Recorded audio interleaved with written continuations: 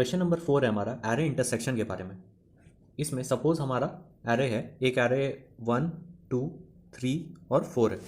Second array है 2, 4, 6, 8। ये array 1 है, ये एरे 2 है। तो हमें जो आंसर चाहिए वो है इंटरसेक्शन इन दोनों एरे का, यानी 2 यहाँ कॉमन है तो ये आ जाएगा 2।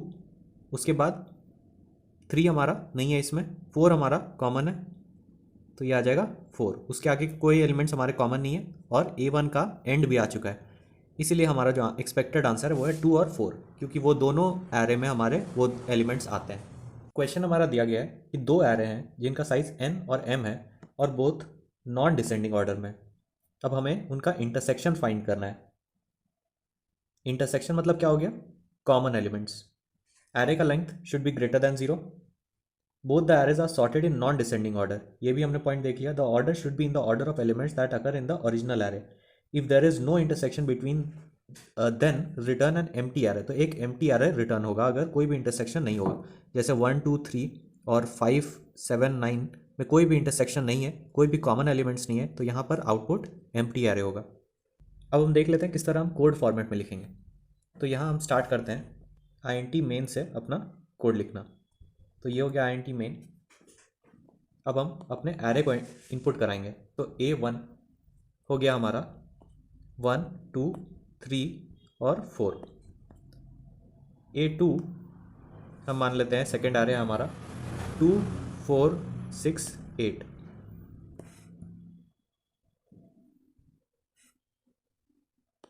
अब हमें क्या करना है? अब हम लूप लेते हैं for int i is equal to 0 से लेके i less than A1 dot length और फिर i plus plus. Second loop लेंगे for int j is equal to 0 से लेके j less than equal A2 dot length और फिर j प्लस प्लस। अगर हमारा एरे 1 का एलिमेंट A1 का फर्स्ट एलिमेंट बराबर होगा A2 के फर्स्ट एलिमेंट से, तो फिर हमें प्रिंट कर देना है A1 का फर्स्ट एलिमेंट, जिससे हमें पता चल जाएगा कि वो अगर वो दोनों कॉमन है, अगर 1, 2, 3, 4 और 2, 4, 6, 8 में ये हमारा कॉमन है तो फिर ये हम प्रिंट कर देंगे 2। इसी तरह एग्जीक्यूशन आगे बढ़ेगा i वाले लूप में और j वाले लूप में, और जहाँ 4 हमारा कॉमन आया तो ये हम प्रिंट कर देंगे 4। तो यहाँ पर हम ये अप्रोच यूज़ कर सकते हैं, लेकिन यहाँ इशू क्या होगा कि अगर हमारा एरे है सपोज 1, 2, 3, 4, 2 और 2, 4, 6, 8, तो ये तो हमारा कॉमन हो गया, प्रिंट हो गया हमारा 2। फिर आगे एग्जीक्यूशन बढ़ा, ये कॉमन हो गया, फिर हमारा प्रिंट हो गया 4।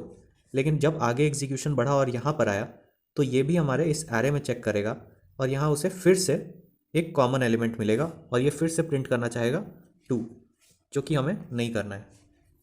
इसीलिए हम क्या करेंगे कि जैसे ही हमारा ये कॉमन एलिमेंट मिला तो फिर हम इसका वैल्यू को अपडेट कर देंगे किसी भी रैंडम वैल्यू में। यहाँ पर हम कर रहे हैं इंट मिन, यानी इंटीजर का जो मिनिमम वैल्यू है उसमें हम इस वैल्यू को अपडेट कर देंगे, सो दैट कि नेक्स्ट बार जब ये नंबर आए और ये चेक करे सेकेंड एरे में तो फिर ये इंट मिन रहे और ये दोनों कॉमन नहीं रहे, तो हमें हमारे आउटपुट में रिपीटेटिव एलिमेंट्स नहीं मिले। एक बार फिर समझ लेते हैं कि इशू क्या क्रिएट हो रहा था पिछले कोड में। सपोज हमारा एक एरे है ये और एक और एरे है 3 और 1। अब जब 1 आएगा तो ये चेक करेगा इसमें और फिर इसमें, यहाँ इसे एक एलिमेंट मिलेगा तो आउटपुट में 1 आ जाएगा। फिर एग्जीक्यूशन 3 पर जाएगा, ये हमारा इसमें चेक करेगा, ये दोनों कॉमन है तो फिर यहाँ पर प्रिंट हो जाएगा। फिर इस एलिमेंट में चेक करेगा, 3 और 1 चेक होगा, ये कॉमन नहीं है। फिर एग्जीक्यूशन 3 पर जंप करेगा और फिर से यहाँ चेक करेगा, यहाँ भी इसे 3 और 3 कॉमन मिल जाएगा तो ये फिर से प्रिंट करना चाहेगा। तो इसीलिए ये हमारा रिपीट, हमारे आउटपुट में ये रिपीट हो रहा है।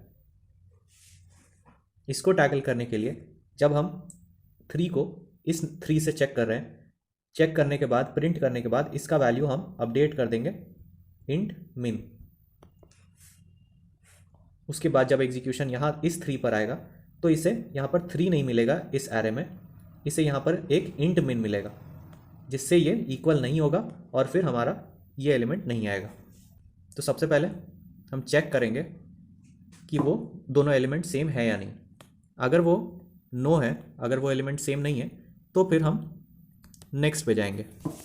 लेकिन अगर वो एलिमेंट हमारा यस हुआ तो फिर हम प्रिंट कर देंगे और फिर अपडेट कर देंगे उसका वैल्यू इंट मिन में, यानी इंटीजर का मिनिमम वैल्यू में, और फिर ब्रेक कर देंगे। तो ये हो गया हमारा फ्लो, किस तरह से इस प्रोग्राम को हम लिखेंगे। अब इसको हम कोड में इंप्लीमेंट कर लेते हैं। सबसे पहले एक वेक्टर हमें बनाना है इंटीजर टाइप का, जिसका नाम मैं रखता हूँ आंसर। अब हम लूप करेंगे int i is equal to 0 से i लेस देन n तक, और फिर i का वैल्यू को इंक्रीमेंट कर देंगे। अब हम एक वेरिएबल डिक्लेयर कर रहे हैं जिसमें हम पहले एरे का एलिमेंट्स को इंसर्ट करेंगे। सपोज पहला एरे है 1 3 3 4 और सेकेंड एरे है 3 और 5। ये A1 हो गया, ये A2 हो गया। अब हम सेकेंड लूप लेंगे int j is equal to 0 से j लेस दैन n तक और j प्लस प्लस करेंगे। अगर एलिमेंट यानी फर्स्ट एरे से जो वैल्यू आया वो बराबर हो गया A2 ऑफ j के, यानी इसके, तो फिर हमें क्या करना है, जो हमने वेक्टर बनाया था उसमें पुश बैक करना है एलिमेंट के वैल्यू को। यानी अगर ये भी हमारा 1 रहता, ये वैल्यू भी हमारा 1 रहता, तो ये 1 और ये 1 दोनों सेम हो जाता और जो हमारा आउटपुट आता उसमें 1 आ जाता। उसके बाद जो हमारा ये वैल्यू है, अगर वो हमारा सेम रहता तो फिर हमें इसे अपडेट कर देना रहता int min से, ताकि अगर इसके बाद वाले कोई एलिमेंट्स सेम हो तो फिर इसके साथ, इस एलिमेंट के साथ वो चेक नहीं हो पाए, और फिर ब्रेक कर देते। फाइनली हमें रिटर्न कर देना है आंसर। अब ये हमारा क्या होगा, सबसे पहले 1 जो है वो 3 के साथ चेक हुआ, ये सेम नहीं हुआ। 1 और 5 चेक हुआ, ये भी हमारा सेम नहीं हुआ। 3 और 3 हमारा चेक हुआ, तो हमारे यहाँ आ जाएगा 3। उसके बाद 3 का वैल्यू अपडेट होके हो गया int min। 3 और 5 फिर चेक हुआ हमारा, ये भी सेम नहीं हुआ हमारा।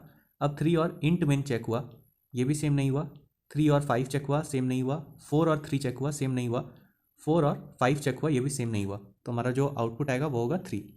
लेकिन इस केस में भी, इस कोड में भी हमारा टाइम लिमिट एक्सीडेड आएगा। इसको हमें और ऑप्टिमाइज करना होगा।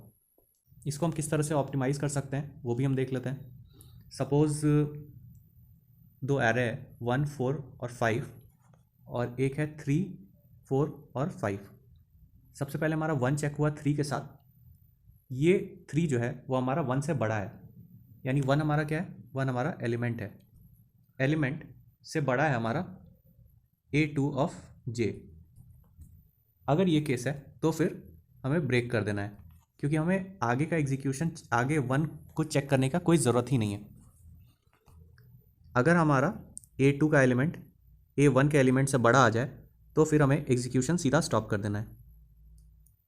स्टॉप करके ये नेक्स्ट वैल्यू चेक करेगा। सबसे पहले 1 चेक हुआ 3 के साथ, 3 हमारा बड़ा हुआ तो फिर ये ब्रेक कर गया। फिर हमारा ये एग्जीक्यूशन 4 पर आया, 4 हमारा बड़ा है 3 से, तो फिर ये चेक हुआ क्या ये इक्वल या फिर बड़ा है। फिर ये हमारा सेटिस्फाई नहीं किया तो फिर एग्जीक्यूशन नेक्स्ट पे आया, ये दोनों हमारा सेम हो गया तो आ जाएगा हमारा 4। फिर 4 5 के साथ चेक हुआ, 5 हमारा बड़ा हो गया 4 से, इसलिए हम ब्रेक कर देंगे, एग्जीक्यूशन 5 पर जाएगा। 5 ग्रेटर दैन 3, ये दोनों सेम नहीं है। 5 ग्रेटर दैन 4, ये दोनों भी सेम नहीं है। 5 इक्वल टू 5, तो ये हमारा आ जाएगा 5। तो इंटरसेक्शन के वैल्यूज़ हो गए 4 और 5। तो इस लॉजिक को हमें यहाँ पर यूज़ करना है।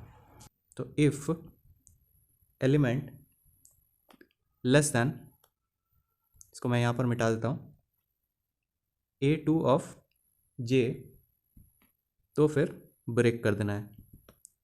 इस कोड स्निपेट को हम कहाँ यूज़ करेंगे, इसको हम यूज़ करेंगे इस जगह पर। यहाँ पर हम यूज़ करेंगे।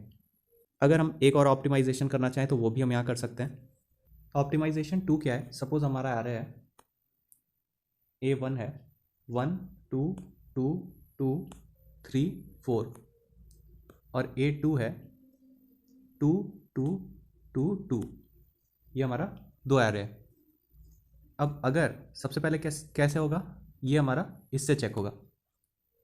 पहला कंडीशन क्या हो गया कि अगर A1 of I less than A2 of J, अगर ये एलिमेंट हमारा इससे छोटा हो जाए तो फिर हमें आगे चेक करने की ज़रूरत नहीं है, हमें यहाँ पर एग्जीक्यूशन नेक्स्ट पे जंप करा देना है, यानी I++ कर देना है। क्योंकि ये हमारा बड़ा है तो यह आगे हमारा 1 नहीं आने वाला है, क्योंकि एरे हमारा सॉर्टेड ऑर्डर में है। 1 अगर इस एलिमेंट से नहीं आया तो इसके आगे के कोई एलिमेंट से 1 नहीं मैच करने वाला है। सेकेंड कंडीशन क्या हो गया कि अगर A1 ऑफ I बराबर हो गया A2 ऑफ J के, यानी ये बराबर हो गया इसके, तो फिर हमें प्रिंट कर देना है या फिर हमें वैल्यू को वेक्टर में डाल देना है, या फिर कोई भी ऑपरेशन जो हम परफॉर्म कर रहे हैं। उसके बाद ये दोनों जब हमारा सेम हो गया फिर हमें आगे चेक करने की ज़रूरत नहीं है, हम सीधे I के वैल्यू को इंक्रीमेंट कर देंगे और J के वैल्यू को भी इंक्रीमेंट करके काउंटर यहाँ पर पहुँचा देंगे, यानी I++ और J++ दोनों ही कर देंगे। थर्ड क्या हो गया कि अगर हमारा A1 of I greater than A2 of J है, यानी सपोज हमारा एग्जीक्यूशन यहाँ पहुँच गया, A1 of I 3 greater than 2 है, तो इसमें क्या होगा, इसमें हमें J के वैल्यू को इंक्रीमेंट करके आगे बढ़ाते रहना है जब तक हमारा 3 नहीं मिल जाए। तो यहाँ पर J++ हमें करना है। तो इन तीनों मॉडिफिकेशंस को हम यूज़ करके अपने प्रोग्राम को और ऑप्टिमाइज़ कर सकते हैं। अब हम अपने कोड को लिखते हैं। सबसे पहले यहाँ आएगा int मेन मेथड बनाने के बाद I के वैल्यू को हम इनिशियलाइज़ कर लेंगे, I इज इक्वल टू 0 और J इज इक्वल टू 0।